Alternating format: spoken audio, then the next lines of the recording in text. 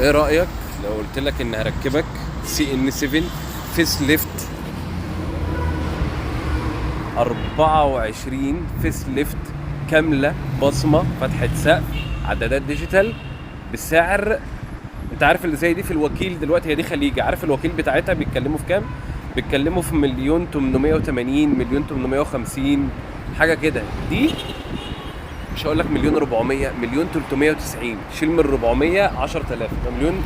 المفتاح الجديد CN7 فيس ليفت 24 فيها تدوير من المفتاح. تعالوا نبص، انت هولد هنا بتدور من المفتاح، تمام. العربية بصمة خارجية، الصالون البيج الجميل، عدادات ديجيتال، حاجة مفيش بعد كده. السعر هو فعلا اللي مفيش بعد كده، 1,390,000، واتحدى اي حد